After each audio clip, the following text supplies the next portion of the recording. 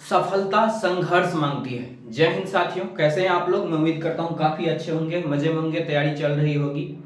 और बिहार पुलिस भर्ती 2025 19,838 सीटों पर बहाली जो आई है, आप लोग पढ़ना शुरू कर दीजिए। क्योंकि आप देख रहे हैं आए दिन कोई भी लोग के दिमाग में अगर है कि हम फर्जीवाड़ा करके घुस जाएंगे तो आप बच नहीं पाएंगे। कल भी कुछ लोगों का लिस्ट दिया है, डिटेल वीडियो में बना दूंगा उस पर, और इससे पहले भी दिया था 7 अप्रैल को।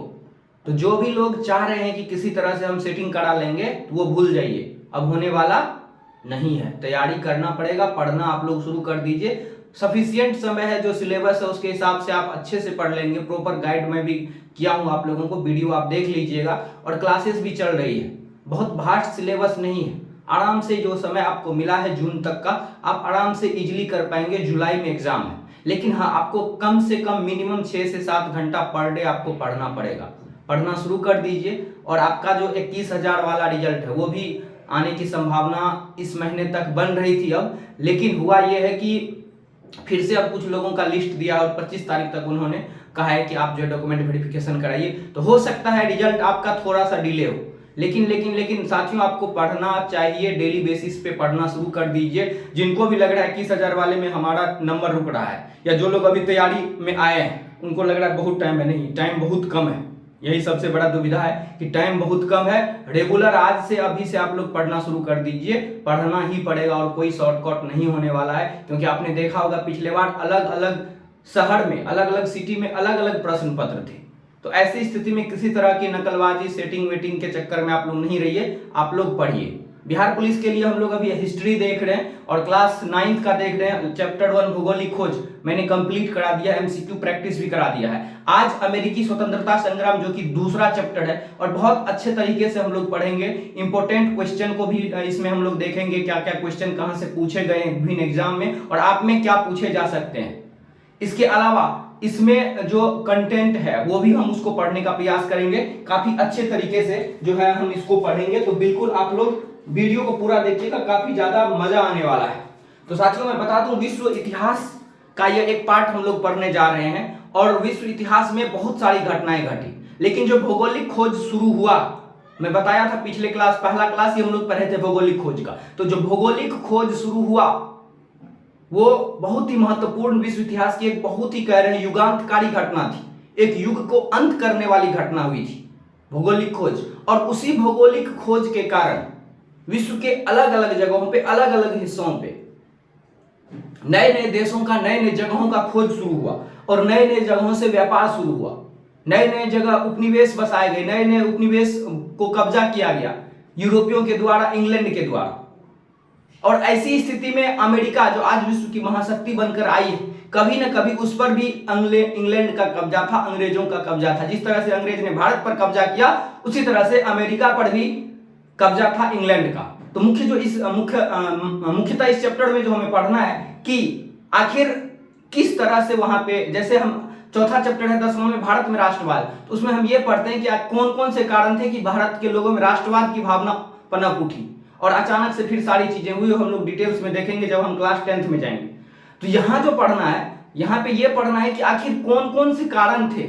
आखिर क्या हुआ कि इंग्लैंड जब अमेरिका को अपना उपनिवेश बनाया, सारी चीज सही चल रही थी, तो अचानक से हुआ या धीरे धीरे हुआ कि वहां के अमेरिका के लोगों ने विद्रोह कर दिया।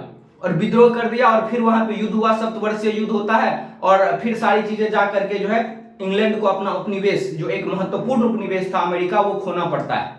फिर इसके परिणाम क्या हुए, इनको भी हम लोग पढ़ेंगे, लेकिन वो पार्ट 2 में आएगा। तो अभी जो पार्ट 1 में हम लोग पढ़ेंगे कुछ इंपॉर्टेंट चीजों को, यानी कि उसमें हम पढ़ेंगे अमेरिका स्वतंत्रता संग्राम के प्रमुख कारण क्या है। तो सबसे पहले हम आपको तत्कालिक कारण की थोड़ी सी झलक देते हैं। हालांकि तत्कालिक कारण का डिटेल जब हम अगले क्लास में पार्ट 2 पढ़ेंगे तब हम उसमें पढ़ेंगे। तो तत्कालिक कारण जो है, यहाँ पे देखिए, तत्कालिक कारण बोस्टन टी पार्टी की घटना है। और ये घटना हुई थी कब? 1777। सीधा सीधा प्रश्न पूछा हुआ है कि अमेरिका स्वतंत्रता संग्राम का तत्कालिक कारण क्या था। तो आराम से आपको जवाब देना है, बोस्टन टी पार्टी की घटना। और यह घटना कब हुई थी? 1773 ईस्वी में। थोड़ा सा बताता हूं हुआ क्या था बोस्टन टी पार्टी की घटना। बोस्टन टी पार्टी की घटना में हुआ यह था कि एक चाय से लदा हुआ जहाज जो है वो पहुंचा था कहां पे? तो अमेरिका के बंदरगाह पे पहुंचा था और वहां पे कुछ लोग थे जिन्होंने पूरी चाय को क्या किया था, समुद्र में फेंक दिया था। ठीक है, तो समुद्र में जो चाय को फेंक दिया था, तो ऐसी स्थिति में हुआ ये था कि जो इंग्लैंड में थे, इंग्लैंड के लोग थे, जो राजा थे उस समय, उन्होंने काफी ज्यादा जो है इस पे आपत्ति जताई थी। ठीक है, जब चाय से लदा हुआ जहाज अमेरिका पहुंचा था तो इसको समुद्र में डुबा दिया गया था और यह एक बहुत ही जो है कह सकते हैं कि इस तरह की निंदनीय घटना हुई थी, बोस्टन टी पार्टी की घटना। तो जब बोस्टन बंदरगाह, एक बंदरगाह का नाम याद कीजिए आप लोग, कौन सा बंदरगाह यहाँ पे होगा, तो यह बंदरगाह है बोस्टन बंदरगाह। बोस्टन बंदरगाह पर जैसे ही जहाज पहुंचा, तो बोस्टन बंदरगाह पे जब जहाज पहुंचता है तो उसके बाद वहां पे होता यह है कि वहां पे कुछ नागरिक होते हैं और नागरिक जो है चाय से लदी पेटियां जो थी, जो चाय से लदा हुआ जहाज था, उसको समुद्र में बहा दिया। और जैसे ही समुद्र में बहा दिया तो सारे जो ब्रिटिश वासी थे, जो ब्रिटिश के लोग थे, उन्होंने क्या किया, ब्रिटिश सरकार ने जो बोस्टन बंदरगाह था उसको ही प्रतिबंध लगा दिया। जब बोस्टन बंदरगाह को प्रतिबंध लगा दिया तो जो अमेरिका के लोग थे, जो उपनिवेशवासी थे, उपनिवेश का मतलब यहां समझिए अमेरिका, इंग्लैंड अमेरिका का, सॉरी अमेरिका इंग्लैंड का उपनिवेश था। तो जैसे ही हम उपनिवेशवासी कहेंगे आप लोग समझना है अमेरिका। तो उपनिवेशवासियों में एक बहुत ही ज्यादा हलचल मचा, क्योंकि बंदरगाह से बहुत सारी चीजों का आयात निर्यात होता था, बहुत सारे लोगों का जीविकाएं चलती थी। और यह तत्कालिक कारण था किसका, बोस्टन टी पार्टी की घटना, अमेरिका स्वतंत्रता संग्राम से, यहीं से अमेरिका स्वतंत्रता संग्राम की बिगुल फूकती है। हालांकि ये सब कारण जो है, ये सब चीजें पहले से चली आ रही थी थोड़ा थोड़ा करके। आइए एक एक चीजों को हम देखते हैं। तो सबसे पहला जो है मैं आप लोगों को बता दूं साथियों कि 1492 ईस्वी में, ये हम पहले चैप्टर में ही पढ़ चुके हैं, कोलंबस ने क्या किया था, अमेरिकी महाद्वीप का खोज किया था। 1492 ईस्वी में कोलंबस ने क्या किया था, अमेरिकी महाद्वीप का खोज किया था। ठीक है, ये बात आपको ध्यान रखना है। और अमेरिगो वेस्पुची नामक व्यक्ति जो है अमेरिका महाद्वीप के बारे में विस्तार पूर्वक बताया था। ये दो चीज आपको याद रखना है, पहले की क्लास में भी हम लोग पढ़े हैं। ठीक है, तो ये 1492 में कोलंबस अमेरिका का खोज किया और अमेरिगो वेस्पुची ने विस्तार पूर्वक इनकी जानकारी दी। जैसे ही जानकारी दी तो व्यापार के लिए लोग पहुंचने लगे, और व्यापार के लिए जब लोग पहुंचने लगे तो फिर धीरे धीरे इनको भी क्या किया गया, उपनिवेश बना लिया गया। अब ये देखते हैं कि अमेरिका स्वतंत्रता संग्राम का कारण क्या क्या रहा। यहां से बहुत सारे प्रश्न पूछेंगे, अभी मैं आपको बताता हूं। तो अमेरिका स्वतंत्रता संग्राम का कारण जो था, सबसे पहले उपनिवेशों में राजनीतिक स्वायत्तता का अभाव। आखिर इसमें कारण क्या था, आपको थोड़ा सा गहराई से इसको समझना पड़ेगा। उपनिवेश में राजनीतिक स्वायत्तता का अभाव, इसका मतलब यह हुआ कि वहां पे उपनिवेश यानी अमेरिका में, फिर कह रहा हूं उपनिवेश का मतलब आप अमेरिका समझिए। अमेरिका में जो है बहुत सारे लोग क्या हुए थे, इंग्लैंड के आकर के बस गए थे। तो जो इंग्लैंड के लोग आकर के बस गए थे, उन्हें यह लग रहा था कि यहां पे इंग्लैंड जैसी व्यवस्था क्यों नहीं है, इंग्लैंड जैसी व्यवस्था यहां पर भी होना चाहिए। लेकिन जो अमेरिका के ओरिजिनल नागरिक थे, जो अमेरिका के मूल निवासी थे, वो इस चीज को नहीं चाह रहे थे। जो लोग इंग्लैंड से आकर के बसे थे यहाँ पे, वो चाह रहे थे कि अमेरिका जैसी चीजें हो। अमेरिका में जिस तरह से होता है राजनीतिक व्यवस्था, जिस तरह से व्यवस्था चलता है शासन प्रणाली, वैसा वो लोग चाह रहे थे उपनिवेश में भी चले। जिसके कारण अमेरिकी लोगों में यानी कि उपनिवेशवासियों में और इंग्लैंड के लोगों में हमेशा जो है कॉन्फ्लिक्ट होते रहता था, विवाद होते रहता था। तो ऐसे में दोनों में राजनीतिक स्वायत्तता जो था, आपस में तालमेल बैठ नहीं रहा था। और धीरे धीरे यह चिंगारी आगे जाकर के अमेरिका स्वतंत्रता संग्राम का एक प्रमुख कारण बनती है। ठीक है, उसके बाद भौगोलिक दूरी। ये भौगोलिक दूरी की अगर हम बात करें तो दोनों इंग्लैंड और अमेरिका दोनों जो है अटलांटिक महासागर के दोनों छोर पे। अब नक्शा में देखेंगे तो ये दोनों इस छोर पे। अब आपसे प्रश्न पूछा जा सकता है कि इंग्लैंड और अमेरिका निम्नलिखित में से स्थित कहां है, तो अटलांटिक महासागर एक और मान के चलिए ये है। आप अगर मैप को देखेंगे, मैप को मैं थोड़ा सा एग्जांपल के साथ बताता हूं। ये देखिए, ये मैप है पूरा कंप्लीट, मान के चलिए इतना वर्ल्ड मैप है। ठीक है, और आपको भी पता है कि पृथ्वी क्या है, पृथ्वी गोल है। पृथ्वी जो है, स्थिति में बताता हूं, पृथ्वी क्या है, पूरे गोल है। ठीक है, तो एक और यहां पे अमेरिका है और एक और क्या है, इंग्लैंड है। ठीक है, लेकिन एक और अमेरिका है, एक और इंग्लैंड है, ये गोल है। तो गोल देखेंगे तो ये दूरी जो है ये काफी ज्यादा बड़ी हो जाती है। ये आप 2D में इसीलिए आपको ऐसा दिख रहा है। तो जो आप ओरिजिनल मैप देखेंगे, ग्लोब आप मोबाइल में देखेंगे गूगल मैप पे जाकर के, तो वो दिखेगा। एक यहाँ पे इंग्लैंड है तो यहाँ पे अमेरिका है, यहाँ पे इंग्लैंड है, अगर यहाँ पे इंग्लैंड है तो यहाँ पे अमेरिका है। तो ये काफी ज्यादा घुमा हो जाता है, दोनों दो छोर पे स्थित था, जिसके कारण जब अमेरिका उपनिवेश बने थे इंग्लैंड में तो बहुत ज्यादा दिक्कत होती थी। और उस समय आपको भी पता है कि उतनी ज्यादा चीज जो है मतलब कि उतनी ज्यादा अति आधुनिक सुविधा नहीं थी, हवाई जहाज नहीं था, पानी वाली जहाज थी, वो भी बहुत लंबा समय लगता था, यातायात का प्रमुख साधन नहीं था, जिसके कारण भौगोलिक दूरी अधिक होने के कारण जो है यह भी अमेरिका स्वतंत्रता संग्राम का एक प्रमुख कारण बना। इंग्लैंड जो है अच्छे तरीके से अमेरिका को अपने कब्जे में नहीं ले पाया, अच्छे तरीके से सारी चीज को हैंडल नहीं कर पा रहा था, भौगोलिक दूरी बहुत ज्यादा होने के कारण। हजारों किलोमीटर यह दूरी जो है। तो भौगोलिक कारण भी अमेरिका स्वतंत्रता संग्राम का एक प्रमुख कारण माना जाता है। अब देखिए धार्मिक एवं सामाजिक व्यवस्था में मतभेद, यहां से प्रश्न पिछले बिहार पुलिस एग्जाम में जो है आपका पूछा हुआ है, ठीक है। ब्रिटिश के जो लोग थे, अब धार्मिक एवं सामाजिक व्यवस्था में मतभेद, इसका क्या मतलब है? तो जो ब्रिटिश के लोग थे ये क्या करते थे? एंग्लिकन मत को मानते थे। जो ब्रिटिश वासी थे ये क्या करते थे?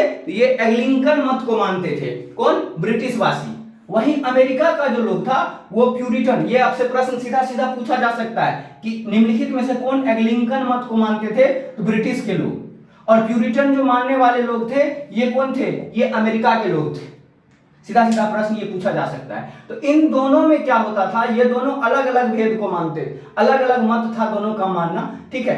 तो ये अमेरिकी लोग जो है ये इंग्लैंड में आकर के बसे थे, तो इन दोनों में सामाजिक मतभेद हमेशा से होते रहता था।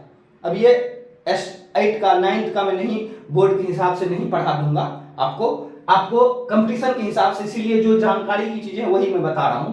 तो एंग्लिकन मत जो है और इन दोनों में हमेशा क्या होता था? विवाद होता था। यहां से आपको ये पॉइंट याद रखना है। और इसी विवाद के कारण कई बार जो है ये लोग क्या किए थे, जो प्यूरिटन वाले थे ये अपना शक्ति का प्रदर्शन भी कर चुके थे, लड़ाई वगैरह ये लोग आपस में करते रहते थे। और जब ये चिंगारी छूटी, बोस्टन टी पार्टी की घटना हुई, तत्कालिक कारण बढ़ा, तो ये सारे लोग भी फिर आंदोलन में कूद पड़े, खुद को झोंक दिए। सप्तवर्षीय युद्ध का प्रभाव। सप्तवर्षीय युद्ध कब हुआ? सबसे पहले आपको ये याद रखना है 1756 से 1763 ईस्वी। सीधा सीधा रट जाइए ये सब। सप्तवर्षीय युद्ध 1756 से 1763 किसके किसके बीच? इंग्लैंड और फ्रांस के बीच। लिख देता हूं मैं, किसके किसके बीच हुआ? इंग्लैंड और फ्रांस के बीच। इंग्लैंड और फ्रांस के बीच हुआ, ठीक है। इंग्लैंड और फ्रांस के बीच हुआ सप्तवर्षीय युद्ध, ये आपको याद रखना है। लेकिन कहीं ना कहीं इसका तार जो है भारत से भी जुड़ता है। इसकी आगे की कहानी मैं कभी अलग से समझा दूंगा, वीडियो काफी लंबा हो जाएगा। अभी आपको ये याद रखना है कि सप्तवर्षीय युद्ध कब हुआ? तो 1756 से 1763 ईस्वी के मध्य जो है क्या हुआ? सप्तवर्षीय युद्ध हुआ। ये आपको याद रखना चाहिए। और इस युद्ध में क्या हुआ? तो फ्रांस हार गया। ये भी पूछा जा सकता है आपसे, सप्तवर्षीय युद्ध में कौन जीता? तो इंग्लैंड जीता, फ्रांस हार गया। और जैसे ही फ्रांस हारा सप्तवर्षीय युद्ध में, उस तरह से जैसे ही फ्रांस हारा तो क्या हुआ?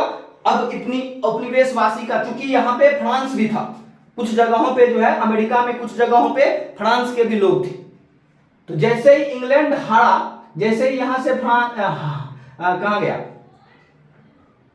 सप्तवर्षीय युद्ध, तो जैसे ही फ्रांस यहां से हारा तो अब जो उपनिवेश में था, उपनिवेश में फ्रांस का प्रभाव खत्म हो गया। तो अब जो है अमेरिका वासियों के लिए सिर्फ और सिर्फ एक ही मुश्किल था, वो था इंग्लैंड, ठीक है। अब उनको किसी तरह से यहां से हटाना था। इसी पर जो है सप्तवर्षीय युद्ध जैसे ही हारा था तो इसी पर प्रोफेसर पोलार्ड ने कहा था कि फ्रांस की पराजय ने अमेरिकी वासियों को स्वतंत्रता में जो है स्वतंत्रता की इच्छा को और अधिक भड़का दिया है। प्रोफेसर पोलार्ड ने यह बात कहा था, आपको यह चीज याद रखने चाहिए। चलिए अब चलते हैं अगला पॉइंट। सब देख रहे हैं एक पर एक कारण है और सब धीरे धीरे हो रहा है और अचानक से यहां पे जाकर के बूम मार जाता है, ठीक है। अगला चलिए आपत्तिजनक कर। ग्रेनविले जो है इस समय प्रधानमंत्री हुआ करता था। कहां का प्रधानमंत्री? ग्रेनविले हुआ करता था, तत्कालीन प्रधानमंत्री, ठीक है। कहाँ का? तो इंग्लैंड का। इन्होंने क्या किया? 1765 में स्टाम्प एक्ट पारित किया। कौन? ग्रैनविले। आपको याद रखना है कि स्टाम्प एक्ट कब पारित किया गया? 1765, रट जाना है। उसके बाद ब्रिटिश संसद ने उपभोक्ता वस्तु पर कर लगाया कब? 1767। तो आपत्तिजनक कर जो लगाया 1765 ईस्वी में स्टाम्प एक्ट जो लगाया ग्रैनविले, तो उन्होंने ये कहा था कि जो कागजी स्टाम्प है, मुद्राएं हैं, कागजे हैं, उस पे 20 शिलिंग का इन्होंने टैक्स लगा दिया। कितना? 20 शिलिंग का टैक्स लगा दिया, जिससे अमेरिका वासी, उपनिवेशवासी काफी ज्यादा भड़क गए थे इस पे। और इसके बाद फिर जो 1767 ईस्वी में कुछ महत्वपूर्ण खाद्य पदार्थ था जिसपे कि इन्होंने क्या किया? कर लगा दिया। इन महत्वपूर्ण खाद्य पदार्थों में कागज, शीशा, चाय वगैरह था, तो इस पर भी इन्होंने क्या किया? टैक्स लगा दिया, कर लगा दिया, जिसके कारण अमेरिकी वासी काफी इनसे नाराज हो गए थे। ठीक है, और अपनी जो है आवाज मांग रहे थे। इसी में सैमुअल एडम्स ने कहा था, उनका नाम जो है था सैमुअल एडम्स ने इसी में कहा था कि प्रतिनिधित्व नहीं तो कर नहीं। किसने? सैमुअल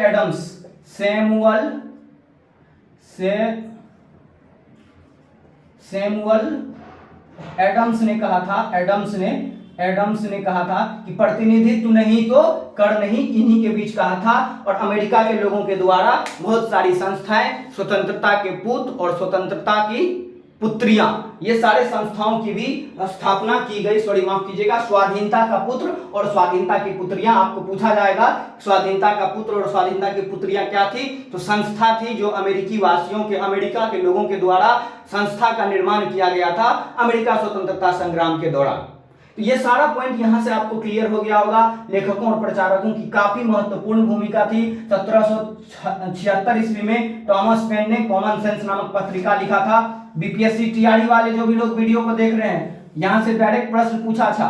और कॉमन सेंस को उन्होंने लिखा था यहाँ पे सामान्य ज्ञान। कॉमन मतलब सामान्य और सेंस मतलब ज्ञान। आपसे बीपीएससी टीआरई में पूछा है कि सामान्य ज्ञान निम्नलिखित में से किसके द्वारा लिखा गया है? Right answer Thomas Paine. English में कॉमन सेंस लिखा हुआ था। तो बिहार पुलिस वाले रेडी हो जाइए। 1776 ईस्वी में लेखकों और प्रचारक की भी काफी ज्यादा महत्वपूर्ण भूमिका रही थी अमेरिका स्वतंत्रता संग्राम में। तो आप तैयार हो जाइए। 1776 ईस्वी में टॉमस पेन ने कॉमन सेंस नामक पत्रिका लिखा था। यह एक लघु पत्रिका थी जो कि अमेरिका के लोगों में और राष्ट्रीयता की भावना को काफी ज्यादा बढ़ा दिया।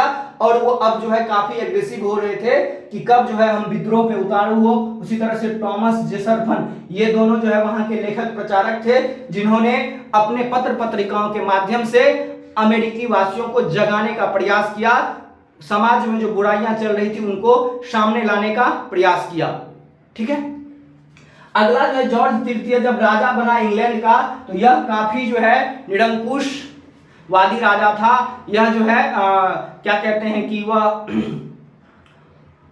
ये जॉर्ज तृतीय जब राजा बना, तो जॉर्ज तृतीय के राजा बनते ही, क्योंकि यह निरंकुशवादी विचारधारा का था, यह जो है चाह रहा था कि हम जो है पर्सनली व्यक्तित्व के सिद्धांत पे, यह जो है सामान्य व्यक्तित्व के सिद्धांत पे जो है यह काम करने वाला व्यक्ति था। और यह चाह रहा था कि जो है व्यक्तिगत शासन के सिद्धांत पे ये कार्य करता था, जिससे इनके मंत्रिमंडल की शक्तियां बढ़ रही थी और राजा कमजोर हो रहा था। और जो अमेरिका के लोग थे ये भी इनसे काफी ज्यादा खपा थे, इनको ये लोग काफी पसंद नहीं करते थे। तो दोस्तों साथियों, ये तमाम जानकारी है, आपको बहुत सारे पॉइंट है, बहुत काफी मजेदार चीज है, आपको याद रखना चाहिए। सीधे सीधे आपके एग्जाम में प्रश्न आपसे पूछ लिए जाएंगे अमेरिका स्वतंत्रता संग्राम से रिलेटेड। तात्कालिक कारण का डिटेल्स आप याद रखिए। तात्कालिक कारण बोस्टन टी पार्टी की घटना 1773 बोस्टन नामक बंदरगाह पे हुआ था। और इसका पार्ट 2 आएगा जिसमें कि सारे चीजों को फिर से हम समराइज करते हुए, और जो इसका रेस्ट पार्ट बचा हुआ है, कारण क्या हुआ, क्या बदलाव हुआ, इन सारी चीजों को हम लोग पढ़ लेंगे डिटेल में। तो आई होप कि ये सारी चीजें आपको काफी अच्छे से समझ में आई होगी। कोई डाउट है, कोई क्वेरी है, कमेंट जरूर कीजिएगा, कहीं पे कंफ्यूजन है। लेकिन साथियों, जो भी लोग तैयारी कर रहे हैं बिहार पुलिस की, आप लोग करते रहिए, अच्छे से तैयारी करते रहिए और इसी तरह से हमारे चैनल को आप लोग प्यार देते रहिए, ताकि मैं आप लोगों के लिए इस तरह के और भी अच्छे अच्छे कंटेंट उपलब्ध कराता रहूं। तो आज के वीडियो में बस इतना ही। और अगर आप हमसे जुड़ना चाहते हैं, डिस्क्रिप्शन में सारे सोशल मीडिया का लिंक है, आप जरूर जुड़ जाइए। आप अपने आप को खुद को अपडेट रख पाएंगे, हमेशा कुछ ना कुछ वहां पे पोस्ट किया जाता है।